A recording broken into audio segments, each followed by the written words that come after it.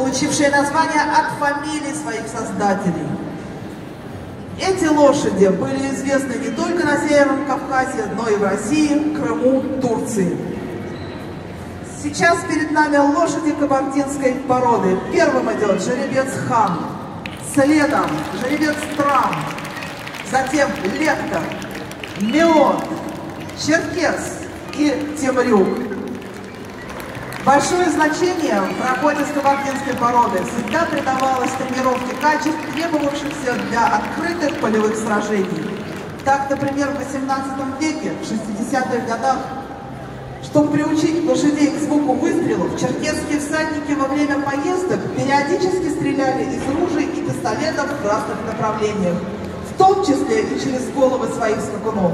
Обученный боевой конь не мотал головой после выстрела, не шарахался в сторону и не вставал на дыбы, а спокойно стоял на месте или продолжал движение.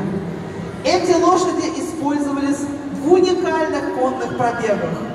22 июля 1829 года представители черкесского народа Килар Хаширов, один из первых покорителей Эльбруса, высота 5642 метра, совершивший восхождение в рамках научной экспедиции генерала Эммануэля. Вся экспедиция была на конях кабардинской породы. Уже в нашем веке, в 1935 году, был совершен горный пробег вокруг Кавказского хребта на 48 лошадях. Они преодолели более 3000 километров за 47 дней.